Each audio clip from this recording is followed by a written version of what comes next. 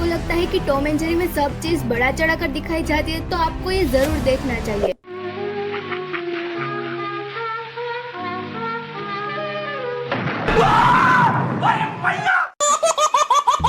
क्या आपने ये सोचा है कि कार्टून एंड एनिमे के कैरेक्टर के सर इतने बड़े क्यों होते हैं और कार्टून कैरेक्टर्स ब्लू कलर के ही क्यों होते हैं? आज की वीडियो बहुत ही अमेजिंग होने वाली है, तो बने रहना वीडियो के एंड तक। नंबर 1, सबसे पहले आप इन दो कैरेक्टर्स को देखो। इनमें से एक है रियल बच्चा और एक है हमारा नोबिता। दोनों की हाइट बिल्कुल सेम है। अब जरा बताओ कि रियल कैरेक्टर और इस कार्टून कैरेक्टर में सबसे बड़ा डिफरेंस क्या है? यस गाइस, इनके हेड्स। मतलब आप यहाँ पर भी देख सकते हो कि डोरेमोन का जितना बड़ा सर है उसमें तो उसकी पूरी बॉडी आ जाती है। क्या आप भी ये सोच रहे हो कि कार्टून कैरेक्टर के इतने बड़े सर क्यों होते हैं? तो आप इस बच्चे की इमेज को देखो। यहाँ भी बच्चे की बॉडी के सामने उसका सर बहुत बड़ा है और इन्हीं बच्चों की बॉडीज में हमारा आंसर भी छिपा हुआ है। साइकोलॉजिकली जब भी हम किसी बच्चे को देखते हैं तो हमें क्यूट लगता है, तो इसके पीछे भी कहीं ना कहीं हमारे माइंड की इवोल्यूशन का भी हाथ है। और ये सिर्फ इंसानों के बच्चों में नहीं बल्कि जानवरों के बच्चों में भी लागू होता है। छोटे बच्चे यानी क्यूटनेस की भंडार, और इसी क्यूटनेस की एप्पल को बढ़ाने के लिए हमारे कार्टून कैरेक्टर के सर इतने बड़े होते हैं। प्रोफेशनली सेम इसी चीज को इन दो बुक्स में भी बताया गया है। नंबर 2, फुजिको फुजियो ने सिर्फ डोरेमोन और निंजा हथौड़ी ही नहीं बनाया है, बल्कि उन लोगों ने अपनी लाइफ में 40 से भी ज्यादा नए एनिमे बनाए हैं, जिनकी लिस्ट कुछ ये है। मैं जब ये लिस्ट देख रही थी तो मुझे एक एनिमे पर नजर पड़ी जो कि था बाकेरुपुन।